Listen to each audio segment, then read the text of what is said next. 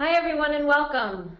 Thank you all for taking the time today to join me for a conversation with Rick Hess on cage-busting leadership in a performance-based school culture.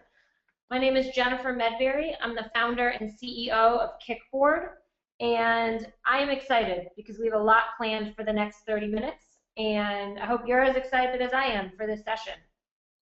Leadership is such a critical element in school culture, especially in schools that seek to either establish or enhance a culture of performance.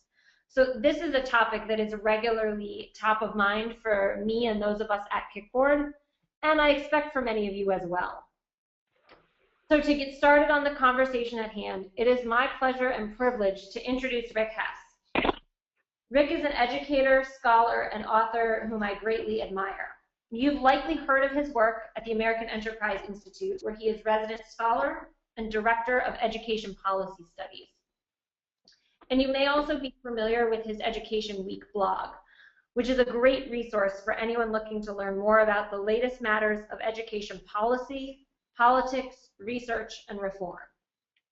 Just recently, Rick published the book, Cage-Busting Leadership, and we are thrilled to have him join us for this conversation. Thank you and welcome, Rick. Hey, thanks so much. Pleasure to be here. Great. Well, before I jump in with the first question for you, I want to remind everyone in our audience that you can submit your own questions through the GoToMeeting control panel, and I will do my best to work them into the conversation, but we've also reserved time at the end for your questions. So with that, let's dive in. The first question I imagine most everyone attending today has is, Rick, what exactly do you mean by cage-busting leadership? Can you elaborate on that concept? And in particular, talk about how it applies to leaders who are interested in cultivating a performance-based culture in their school and classroom. Sure. We talk a lot in education about instructional leadership, about helping folks do better when it comes to consensus, constituency buy-in, pedagogy, instruction, curriculum, and these things are all obviously critical. we're all on the same page there.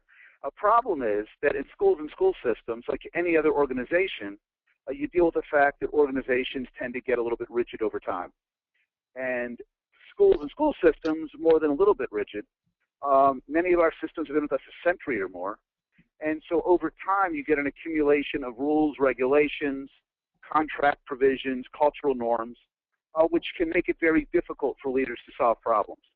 It's resulted in what I've termed kind of the culture of can't, where when you ask people why they're not using money differently, why they're not using talent differently, why they don't go ahead and redeploy personnel based on data, they'll tell you we can't do that. I'm not allowed. That would be a violation of Title III and the rest. Yet, when you ask folks, well, can you show me exactly what's stopping you? An astonishing percentage of the time, they actually can't. It's not clear they can't do it. They just think they can't do it, or they've been told they can't do it, or they don't know how to do it. And I think, in particular, and that's the cage. And cage-busting leadership is about changing that dynamic.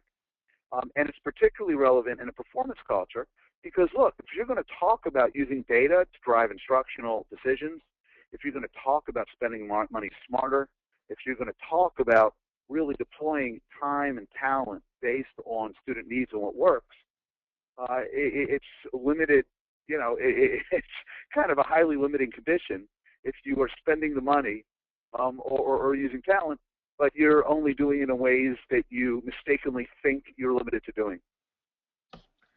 You mentioned in your book that cage busting has to go beyond what you call the 5 C's: consensus, capacity, coaching, collaboration, and culture.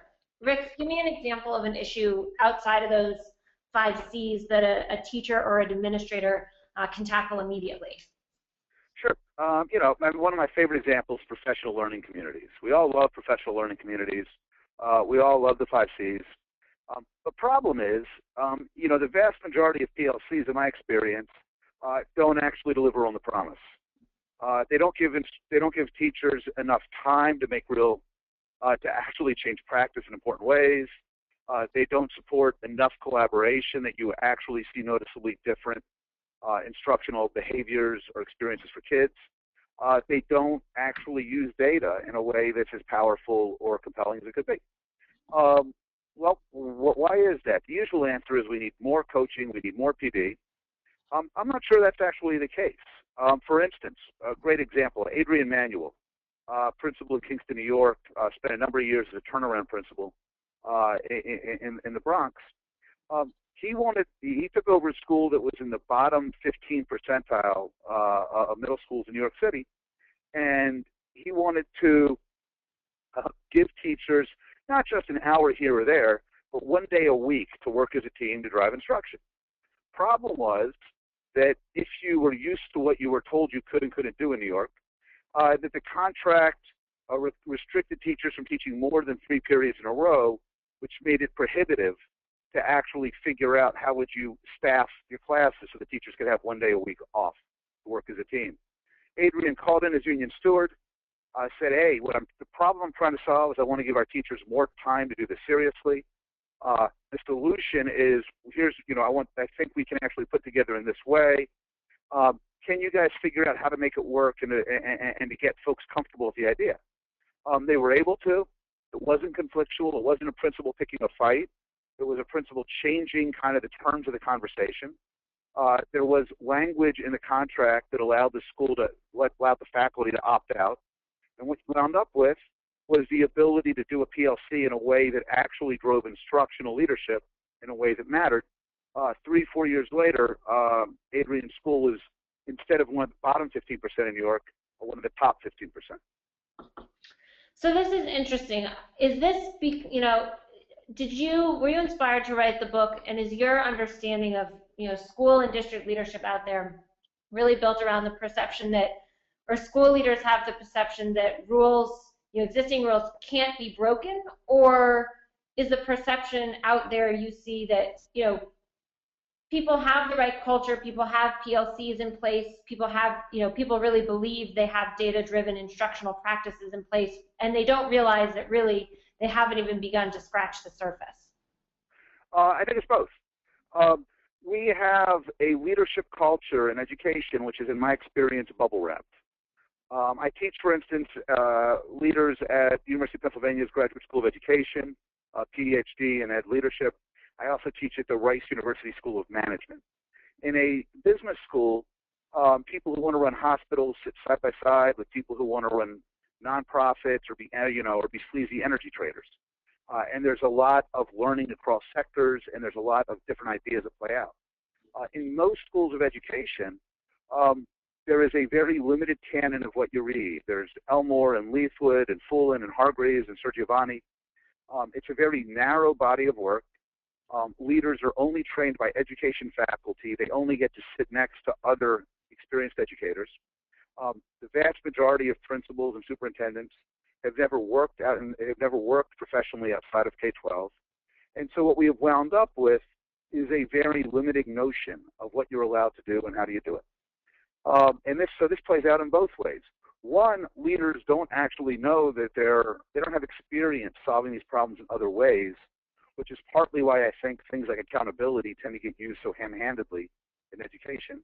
But it's also the case that really smart, talented leaders in districts and charters in all kinds of environments think that they're knocking it out of the park, really are making good decisions, but are also unintentionally, unconsciously working in very limited ways. Yeah, no, I think this is interesting. In your book, you write and you mention that education leaders need to observe the lessons of leadership from other sectors, and as you say, not focus their training on the axioms of school leadership. What are those lessons school leaders aren't paying attention to? Sure. I mean, one of the things I think, especially high-performing school and system leaders have done well is they've taken to heart the importance of instructional leadership. I don't care if you're doing healthcare, financial services, running a nonprofit, anything else. Obviously, a huge part of what matters is being good at your craft. And I think we've gotten that part right. I think it's also the case that we're increasingly aware of how much culture matters, and culture matters a ton. What we have not done as well is recognize that the effectiveness of instruction or culture depends in important ways on how do you use resources, how do you deploy and manage talent, how do you leverage the amount of time that's already at your availability without asking for more time at the end of the school year. And, and frankly, that's the stuff.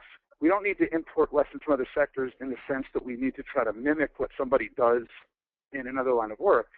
But what we do need to do is make sure that we are challenging ourselves and asking whether we're using talent, time, money in the smartest possible ways.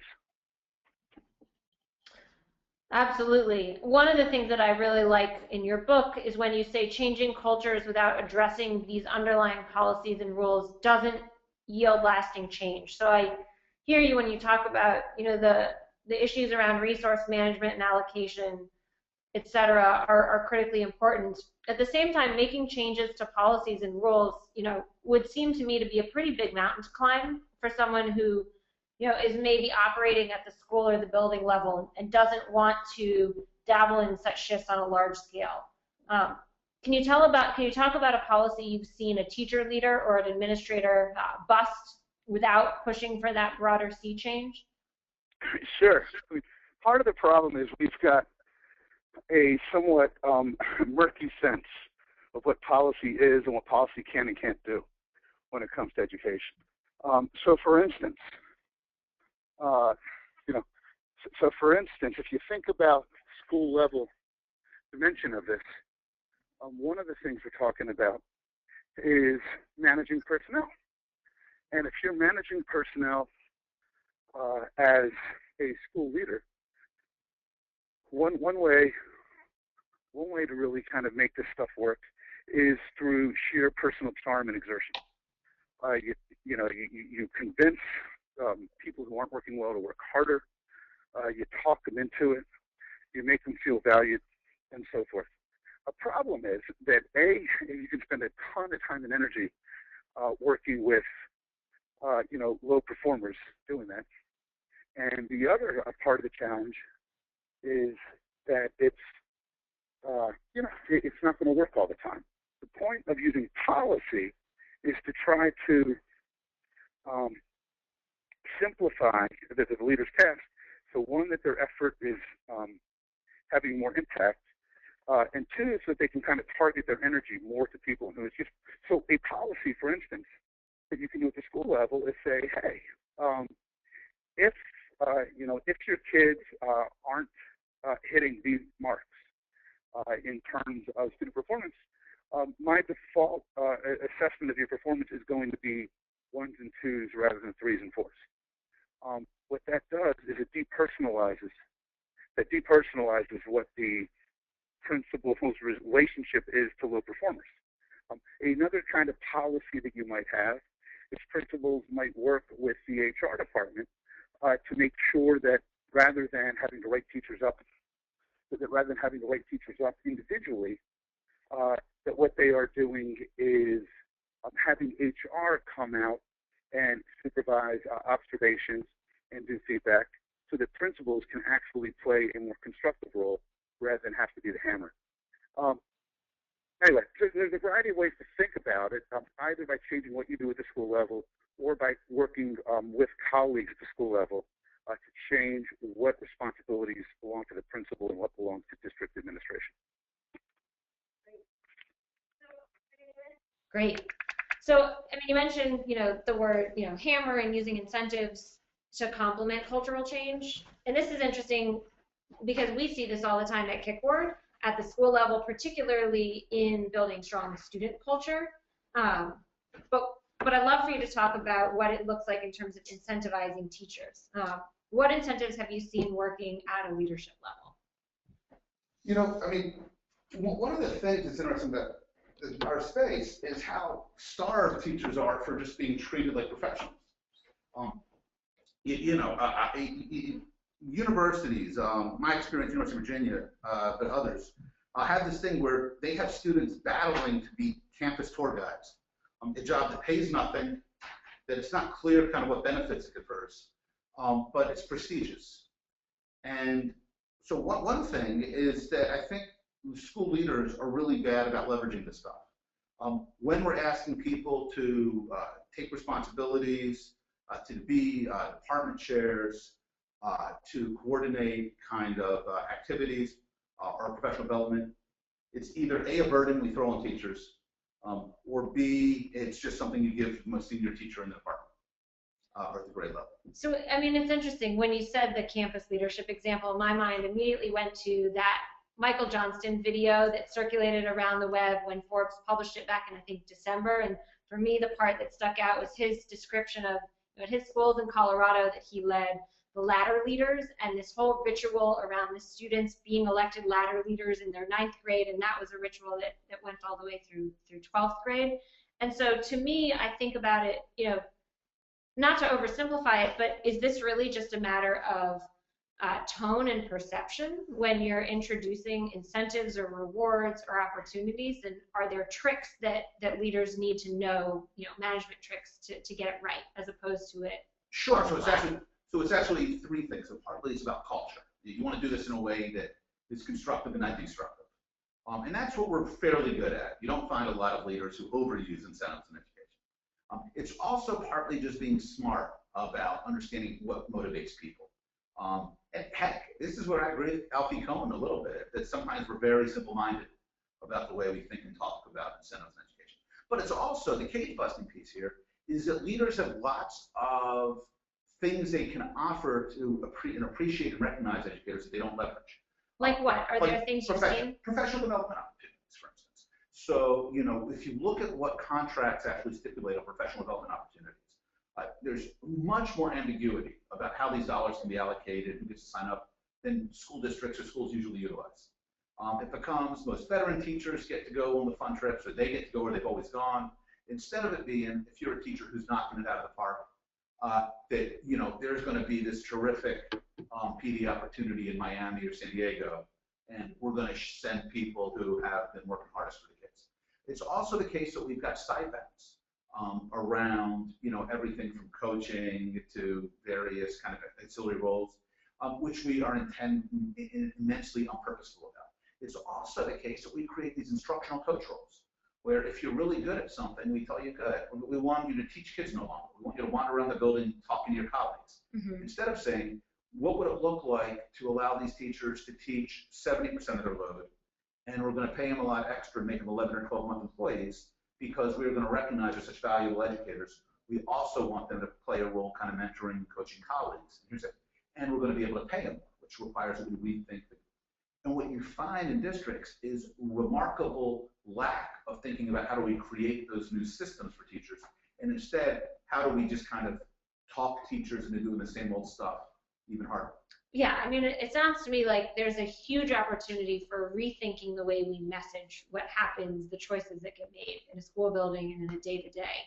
Because one might argue that what you're proposing is massive change, but the way I think about it is it's small tinkering here and there and really all about the messaging of those changes you're making. So I guess, what for our audience, what would you hope they take away in terms of the advice in your book? How would you want them to use that advice? So a couple of things. One, your tinkering point's just right. So we tend to talk about differentiated pay as this holy war. Are you for it or against it? You know what? Almost every CBA I've read has a lot of that already. Stipends, overloads, prep buy-ups, and the rest. But we tend to use this stuff as piecemeal, just kind of. If you actually just take the stuff already exists, string it together, and say we want to give our best teachers a chance to get prep buy-ups so that they'll work with more kids and make an extra $7,000. You're not reforming anything. Mm-hmm. You're just using the existing contract smarter. So one is for folks to actually make sure that they are squeezing all the juice out of the orange that they possibly can. A second is for folks, before they say, we need an extended learning time environment, we need 2 extra weeks of instruction, make sure they're taking a hard look at the use of time. The old Michigan studies suggest that teachers are only using about 65 to 70% of instructional time for instruction. What are you doing to make sure that more of that time is being used well? Mm-hmm. Third thing that I would suggest, we can kind of close with this one maybe, is not to take kind of what the school looks like and how the school uses talent as a given. The Match School up in Boston, if folks aren't familiar with it, Build a dormitory on site. It's a whole bunch of AmeriCorps kids, do a year. That means each of these kids is getting hours of a tremendous tutoring. Now, it's not the TFA model, which is also interesting, but this says, hey, rather than trying to recruit people in to be FTEs, why don't we recruit them to play a different role? Look at citizen schools, look at high-tech, high-ed school, look at how you're using virtual delivery. Rather than kind of saying this is what a school is and how do we do it a little better, let's say here's the problems we're trying to solve for kids. What are all the ways we can use all the things at our disposal to kind of craft great solutions for kids and to do it with an eye to like what works and what, you know, how do we move performance? Right, without doing everything at once and saying I'm going to pick off, bite off this piece at first. And before I get carried away, because we could probably talk all afternoon, I want to give homage to the questions that are coming in from our audience, and we probably have about 6 or 7 minutes. So one question is, you know, just honestly, is this kind of leadership that you're talking about, this tinkering mentality, is this something that can be learned, or does this really take a naturally outgoing, charismatic leader to do change like this? Parts of it, you know, parts of it helps to be an extrovert, but honestly, a ton of what I talk about in this book, and if folks want to see it, watch CageBusting a launch event from AI, let's go online, Kai Henderson, Michelle Reed, Chris Barbic. You know what they talk about is a ton of this is just reading carefully. It's not about like being, you know, it's not about trying to bust through bars through sheer muscle. It's recognizing that a lot of these bars are actually narrow or frail if you're smart. So anybody can figure out what problem they're trying to solve, can read their contract, can lean on their federal grants coordinator to make them show them why they're not allowed to remove these dollars and spend them in different ways. Anybody can kind of sit down and figure out with their technology unit if there's a better way to take advantage of existing kind of online instruction. None of that's actually even about charm or charisma. Mm-hmm. It's just about saying leadership is more than just coaching and more than just kind of having heart-to-hearts with teachers. It's also about thinking strategically about the stuff you got. It sounds to me like the magic words that if I was in the audience, I'd take away are, you know, it's not about negotiation strategies. It's simply about asking, when somebody says, I love what you said earlier, you know, school districts have this culture of can't. To me, the magic words are, well, show me why we can't. And anybody can ask those, you know, can ask that question. So another question that's come on is, you know, I'm just one teacher. How can I make such changes when I'm only responsible for what happens in my own classroom? So that's a great question. And the reality is you are limited. A teacher's limited, a principal's limited. Honestly, state chiefs are limited too, but they've got kind of more ability to leverage this. A couple things that you can do. One is that there is this tendency among so many great educators to kind of fall in what I call the book The MacGyver Trap. If you remember MacGyver, the old TV show, the guy would like be locked in oblivion jail and would build like a nuclear, you know, he would build like a flamethrower to escape out of like a pillow and a toothpick. So you get these amazing educators, they've got a buddy in HR, they bring in a grant, they do it, but they hide in the walls, they keep their head down and do their thing. And the problem is you then get a culture of mediocrity around them and they become islands. Mm-hmm. So the first thing is teachers who are passionate about this have got to be unafraid to kind of raise the flag in their school. There are some teachers who will absolutely resent that kind of stuff and push back, but there's a lot of good, talented teachers who kind of just sit it out, and they need to stop feeling like it's okay to keep their head down. That's one thing. Second thing is those teachers, when they speak out respectfully, courteously, but just kind of share their own views, they can make it safe for other people to speak up. We saw this in Indianapolis when Teach Plus showed up and said, hey, LIFO is not such a good idea. We actually think that the district should care about teacher performance when making reduction in force decisions. Suddenly it made it safe for school board members to side with that, because instead of it being teachers against reformers, there were teachers on both sides of the equation. And a third thing is that people are used to hearing from teachers kind of complaints or kind of pleasantries. So the more teachers are seen out there speaking to their principals, speaking to the school board in community forums, saying, hey, we get the problem. We're not denying that there's problems, but we've got constructive solutions. And here's why the solutions make sense, and here's how we can do them. I think people will be pleasantly surprised at the response they'll get, and that will strengthen their hand for the next go-round. So the best way to think of this is kind of Jim Collins, kind of getting the flywheel spinning, not trying to save your school today, but trying to set yourself up to keep having a more and more positive influence tomorrow. I think that's so true. And at Kickboard, we think about it in the work that we do with schools is in breaking this teacher or classroom as island mentality and working with schools to realize that, you know, as I like to say, teaching is a team sport, especially in the 21st century. So when one person steps up, they have a team around them to rally, and the school is the agent of change. It's not just your own individual classroom. So I think we have time for just one more question. So unfortunately, we're not going to get to all the questions, but I think this is, you know, this is a smart one to end on. Rick, ultimately, what's the point? How does cage busting benefit kids more than traditional leadership? In one way, I mean, it's not like there's any really an either or. You know, it's traditional instructional leadership helps.